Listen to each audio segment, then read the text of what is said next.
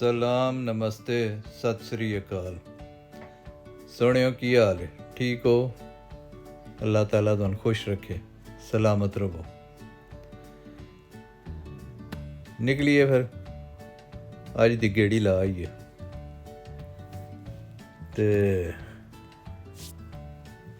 ਹੋਰ ਕੋਈ ਨਵੀਂ ਤਾਜ਼ੀ ਸੁਣਾਓ ਵੀ ਦੁਨੀਆ ਦੇ ਵਿੱਚ ਥਾਂ ਥਾਂ ਜਿਹੜੇ ਨਫਲੱਡ ਆ ਰਹੇ ਨੇ। ਅੱਜ ਮੈਂ ਖਬਰਾਂ ਪੈ ਦੱਸ, ਅਮਰੀਕਾ ਦੇ ਵਿੱਚ ਬੜਾ ਫਲੱਡ ਆਇਆ, ਬ੍ਰਾਜ਼ੀਲ 'ਚ ਬੜਾ ਫਲੱਡ ਆਇਆ। ਅੱਲਾ ਸੋਹਣਾ ਕਰਮ ਕਰੇ। ਬਸ ਇਹ ਦੁਨੀਆ ਜਿਹੜੀ ਹੈ ਨਾ, ਇਹ ਮਸਾਇਬ ਦਾ ਘਰ ਹੈ। ਤੇ ਕੁਦਰਤ ਵਾਲਾ ਜਦੋਂ ਜਿੱਥੇ ਚਾਹੇ ਉਹਦੀ ਤਾਕਤ ਅੱਗੇ ਕੋਈ ਨਹੀਂ ਬਣ ਸਕਦਾ। ਅੱਲਾ ਸੋਹਣਾ ਕਰਮ ਕਰੇ। ਤੇ ਹੋਰ ਸੁਣਾਓ।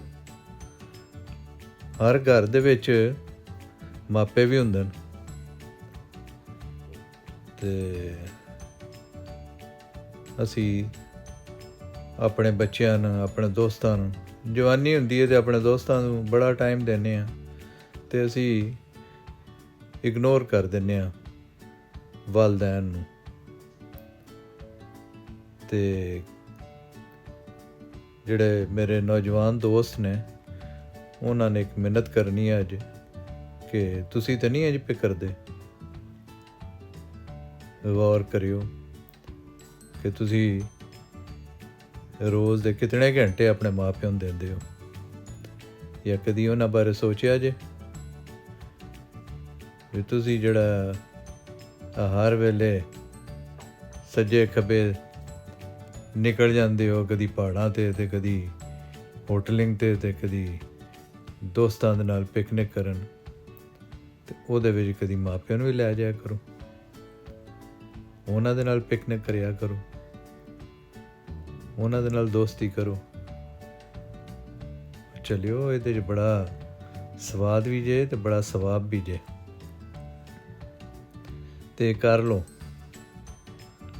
ਵਕਤ ਦਾ ਕਿਹੜਾ ਪਤਾ ਹੁੰਦਾ? ਵਕਤ ਦਾ ਕੋਈ ਪਤਾ ਨਹੀਂ। ਫਿਰ ਬੰਦਾ ਜਿਹੜਾ ਨਾ, ਉਹ ਹੱਥ ਹੀ ਮਿਲਦਾ ਰਹਿ ਜਾਂਦਾ। ਜੇ ਤੁਹਾਡੇ ਕੋਲ ਸੋਰਸਿਸ ਹਨ ਤੇ ਵਕਤ ਵੀ ਹੈ, ਜੇ ਜਵਾਨੀ ਵੀ ਹੈ, ਤੇ ਫਿਰ ਜਨਾਬ ਆਪਣੇ ਮਾਂ ਪਿਓ ਨੂੰ, ਉਹਨਾਂ ਨੂੰ ਅੱਛਾ ਟਾਈਮ ਦਿਓ। ਉਹਨਾਂ ਨੂੰ ਕਦੀ ਬਾਹਰ ਲੈ ਕੇ ਸੈਰ ਸਪਾਟਾ ਉਹਨਾਂ ਨੂੰ ਕਰਵਾਇਆ ਹੈ ਜੀ। ਉਹ ਨਾ ਵੀ ਕਰਦੇ ਰਹਿਣ ਤੇ ਉਹਨਾਂ ਨੂੰ ਬਦੋ-ਬਦੀ ਲੈ ਜਾਓ। ਉਹ ਵੀ ਕਦੀ ਜਵਾਨ ਸਨ, ਤੇ ਉਹਨਾਂ ਨੇ ਆਪਣੀ ਜਵਾਨੀ ਜਿਹੜੀ ਹੈ ਉਹ ਆਪਣੇ ਬੱਚਿਆਂ ਵਾਸਤੇ ਉਹ ਮੁਮਕਿਨ ਹੈ ਉਹ ਜਿਹੜੀਆਂ ਉਹਨਾਂ ਦੀ ਖਵਾਹਿਸ਼ਾਤ ਨੇ, ਉਹਨਾਂ ਨੇ ਪੂਰੀਆਂ ਨਾ ਕੀਤੀਆਂ ਹੋਣ। ਕਿਹਦੇ ਵਾਸਤੇ? ਔਲਾਦ ਵਾਸਤੇ। ਤੇ ਹੁਣ ਔਲਾਦ ਦਾ ਕੰਮ ਹੈ ਨਾ ਕਿ ਉਹ ਵੀ ਥੋੜ੍ਹਾ ਜਿਹਾ ਉਹਨਾਂ ਦੀ ਕੇਅਰ ਕਰੇ। ਥੋੜ੍ਹੀ ਜਿਹੀ ਨਹੀਂ, ਢੇਰ ਸਾਰੀ, ਉਹਨਾਂ ਦੀ ਢੇਰ ਸਾਰੀ ਕੇਅਰ ਕਰੋ।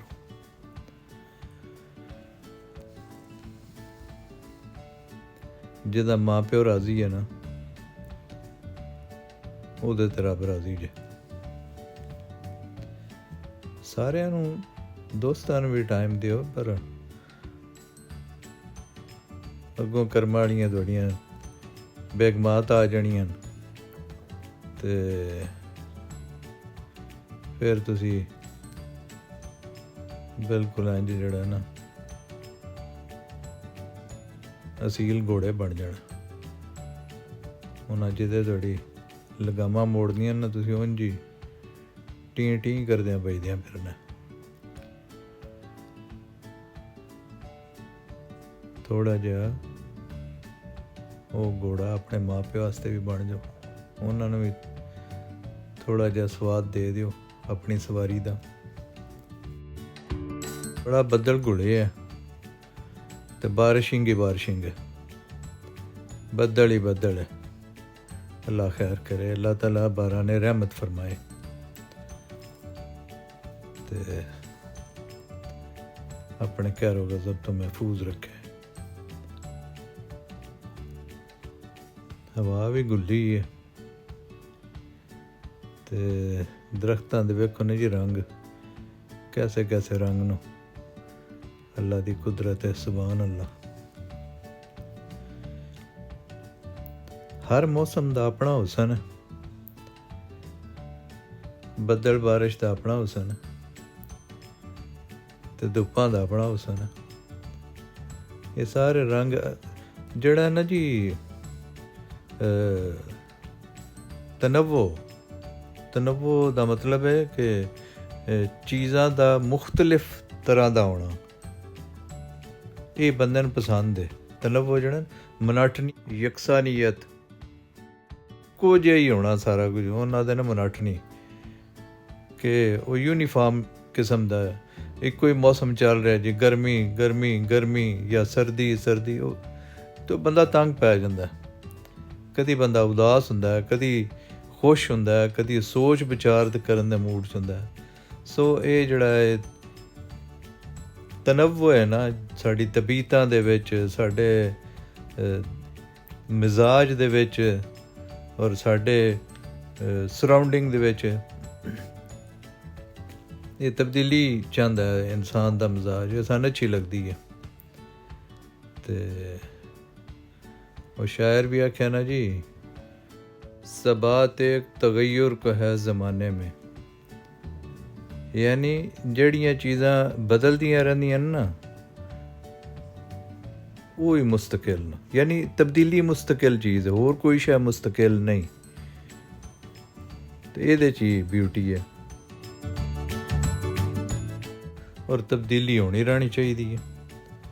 ਤਬਦੀਲੀ ਵੇਖੋ ਨਾ ਜੀ, ਪੱਥਰ 'ਚ ਨਹੀਂ ਹੁੰਦੀ, ਇਨਸਾਨ 'ਚ ਤਾਂ ਹੁੰਦੀ ਹੈ ਨਾ। ਇਨਸਾਨ ਵਕਤ ਦੇ ਨਾਲ ਨਾਲ ਉਹਦੇ 'ਚ ਕੋਈ ਉਹਦੀ ਸੋਚਾਂ ਬਦਲਦੀਆਂ ਨੇ, ਉਹਦੇ 'ਚ ਇਰਤਕਾ ਹੁੰਦਾ, ਇੱਕ ਐਵੋਲਿਊਸ਼ਨਰੀ ਪ੍ਰੋਸੈਸ ਉਹਦੇ ਅੰਦਰ ਚੱਲ ਰਿਹਾ ਹੁੰਦਾ। ਔਰ ਹਦੀਸ ਵੀ ਹੈ ਕਿ ਤੁਹਾਡਾ ਅੱਜ ਜਿਹੜਾ ਉਹ ਤੁਹਾਡੇ ਗੁਜ਼ਰੇ ਕੱਲ੍ਹ ਤੋਂ ਬਿਹਤਰ ਹੋਣਾ ਚਾਹੀਦਾ। ਸੋ ਜ਼ਿੰਦਗੀ ਇੱਕ ਮੁਸਲਸਲ ਬਿਹਤਰੀ ਵਾਸਤੇ ਜਦੋਜਹਿਦ ਦਾ ਨਾਂ ਹੈ। ਜੇ ਉਹ ਕੋਈ ਨਹੀਂ, ਜੇ ਤਬਦੀਲੀ ਨਹੀਂ ਆਉਣੀ ਤੇ ਫਿਰ ਤੁਸੀਂ ਇਹਦਾ ਮਤਲਬ ਹੈ ਤੁਸੀਂ ਬਿਹਤਰੀ ਵੱਲ ਸਫ਼ਰ ਨਹੀਂ ਕਰ ਰਹੇ। ਤਬਦੀਲੀ ਦਾ ਮਤਲਬ ਹੈ ਕਿ ਤੁਸੀਂ ਉਸ ਜਮੂਦ ਦੇ ਵਿੱਚੋਂ ਨਿਕਲ ਰਹੇ ਹੋ ਔਰ ਤੁਸੀਂ ਤੁਹਾਡੀ ਜ਼ਿੰਦਗੀ ਦੇ ਵਿੱਚ ਕੋਈ ਬਿਹਤਰੀ ਆ ਰਹੀ ਹੈ ਤੇ ਕੋਸ਼ਿਸ਼ ਕਰੋ ਵੀ ਬਿਹਤਰੀ ਆਵੇ। ਇਹ ਨਹੀਂ ਕਿ ਅਸੀਂ ਆਪਣੇ ਤੋਂ ਜਿਹੜਾ ਮੌਜੂਦਾ ਹਾਲਾਤ ਦੇ ਵਿੱਚ ਅਸੀਂ ਹਾਂ ਉਸ ਤੋਂ ਅਸੀਂ ਬਿਹਤਰੀ ਵੱਲ ਜਾਈਏ। ਆਪਣੇ ਇਲਮ ਦੇ ਵਿੱਚ ਵੀ ਇਜ਼ਾਫਾ ਕਰਨਾ ਚਾਹੀਦਾ ਹੈ, ਆਪਣੀ ਸੋਚਾਂ ਨੂੰ ਵੀ ਬਿਹਤਰ ਕਰਨਾ ਚਾਹੀਦਾ ਹੈ। ਔਰ ਬਾਜ਼ ਔਕਾਤ ਅਸੀਂ ਬਹੁਤ ਸਾਰੇ ਜਿਹੜੇ ਨਾ ਜੀ ਉਹ ਗਲਤ ਫਹਿਮੀਆਂ ਔਰ ਮੁਗਾਲਤੇ ਪਾਲੇ ਹੁੰਦੇ ਨੇ, ਜਿਨ੍ਹਾਂ ਨੂੰ ਅਸੀਂ ਸਹੀ ਸਮਝ ਰਹੇ ਹੁੰਦੇ ਹਾਂ, ਉਹ ਸਹੀ ਨਹੀਂ ਹੁੰਦੇ। ਗਲਤ ਖਿਆਲਾਤ ਅਸੀਂ ਆਪਣੇ ਜ਼ਿਹਨ ਦੇ ਵਿੱਚ ਬਣਾਏ ਹੁੰਦੇ ਨੇ ਕਿਸੇ ਸ਼ੈ ਬਾਰੇ, ਕਿਸੇ ਇਨਸਾਨ ਬਾਰੇ, ਤੇ ਉਹ ਬਦਗੁਮਾਨੀਆਂ ਨੇ। ਠੀਕ ਹੈ, ਸਾਡਾ ਦੀਨ ਆਖਦਾ ਹੈ ਕਿ ਜੇ ਕਿਸੇ ਬਾਰੇ ਗੁਮਾਨ ਰੱਖਣਾ ਹੀ ਹੈ ਤੇ ਉਹ ਖੁਸ਼ਗੁਮਾਨੀ ਰੱਖੋ, ਦੂਸਰੇ ਦੇ ਬਾਰੇ ਅੱਛਾ ਰੱਖੋ। ਇਹ ਖੁਸ਼ਗੁਮਾਨੀ ਰੱਖਣਾ ਵੀ ਜਿਹੜਾ ਹੈ ਇਹ ਵੀ ਰੱਬ ਨੂੰ ਪਸੰਦ ਹੈ ਤੇ ਇਹਦੇ 'ਚ ਤੁਹਾਡੀ ਕਦਰੋ ਕੀਮਤ ਦੇ ਵਿੱਚ ਵੀ ਇਜ਼ਾਫਾ ਹੁੰਦਾ। ਅਗਰ ਤੁਹਾਡੇ ਸਾਹਮਣੇ ਕੋਈ ਬੰਦਾ ਕਿਸੇ ਦੇ ਬਾਰੇ ਕੋਈ ਮੰਦਾ ਵੀ ਬੋਲਦਾ ਤੇ ਉਹ ਗੱਲ ਉਹ ਨਾ ਦੱਸੋ, ਬਲਕਿ ਉਹਨੇ ਇਹ ਦੱਸੋ ਕਿ ਉਹ ਫਲਾਣਾ ਤੇਰੇ ਬਾਰੇ ਅੱਛੇ ਖਿਆਲਾਤ ਰੱਖਦਾ ਹੈ। ਤੇ ਇਹ ਹੀ ਗੱਲ ਜਿਹੜਾ ਉਹ ਦੋਵਾਂ ਦੇ ਸਾਹਮਣੇ ਇੱਕ ਦੂਜੇ ਦੇ ਬਾਰੇ ਇਹ ਆਖੋ ਵੀ ਉਹ ਤੈਨੂੰ ਅੱਛਾ ਸਮਝਦਾ, ਉਹ ਤੈਨੂੰ ਅੱਛਾ ਸਮਝਦਾ, ਤਾਂ ਕਿ ਮੁਮਕਿਨ ਹੈ ਕਿ ਉਹਨਾਂ ਦੇ ਵਿੱਚ ਅਗਰ ਕੋਈ ਗਲਤ ਫਹਿਮੀ ਦੂਰੀ ਵੀ ਹੋ ਰਹੀ ਹੈ ਤੇ ਉਹ ਦੂਰੀ ਜਿਹੜੀ ਹੈ ਉਹ ਕੁਰਬਤ ਦੇ ਵਿੱਚ ਬਦਲ ਜਾਏ, ਜਾਂ ਜੋ ਕੁਰਬਤ ਹੈ ਉਹ ਰਵੇ। ਬਾਂਡੇ ਖੜਕ ਹੀ ਜਾਂਦੇ ਨੇ ਨਾ, ਘਰਾਂ ਦੇ ਵਿੱਚ ਆਰਗੂਮੈਂਟ ਹੋ ਹੀ ਜਾਂਦੇ ਨੇ ਨਾ, ਭਾਈਆਂ ਦੇ ਵੀ ਹੋ ਜਾਂਦੇ ਨੇ, ਭੈਣਾਂ ਨਾਲ ਵੀ ਹੋ ਜਾਂਦੇ ਨੇ, ਬੱਚਿਆਂ ਨਾਲ ਵੀ ਹੋ ਜਾਂਦੇ ਨੇ। ਇਹਦਾ ਮਤਲਬ ਇਹ ਤਾਂ ਨਹੀਂ ਕਿ ਉਹਨੂੰ ਤੁਸੀਂ ਘਰੋਂ ਹੀ ਕੱਢ ਦੇਣਾ।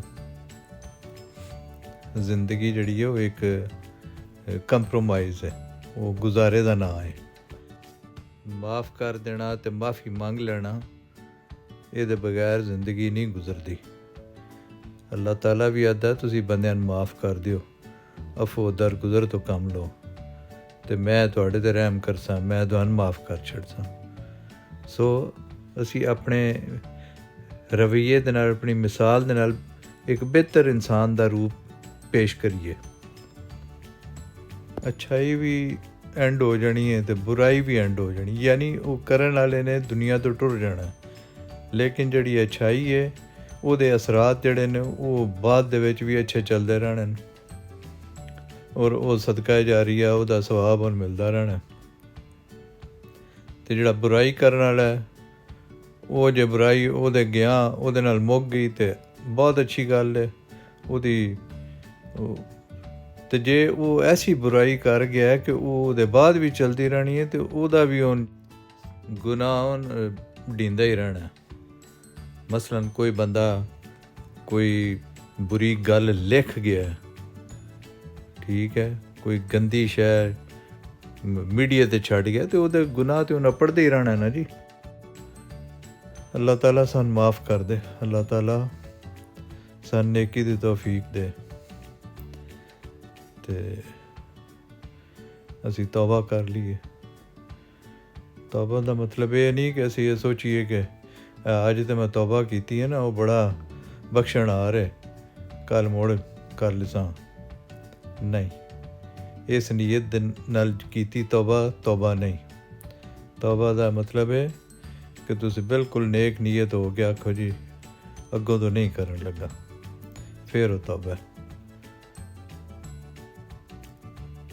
ਬਾਕੀ ਇਨਸਾਨ ਹੈ, ਉਹ ਗਲਤੀ ਦਾ ਪੁਤਲਾ, ਅਗਰ ਉਹਦੇ ਕੋਲੋਂ ਦੁਬਾਰਾ ਉਹ ਸਰਜ਼ਦ ਹੋ ਵੀ ਜਾਏ ਤੇ ਫਿਰ ਵੀ ਉਹ ਤੌਬਾ ਕਰ ਸਕਦਾ, ਲੇਕਿਨ ਉਹਦੀ ਇੰਟੈਂਸ਼ਨ ਇਹ ਨਾ ਹੋਵੇ ਕਿ ਮੈਂ ਇਹ ਐਵੇਂ ਡੰਗ ਡਬਾਊ ਤੌਬਾ ਪਿਆ ਕਰਨਾ।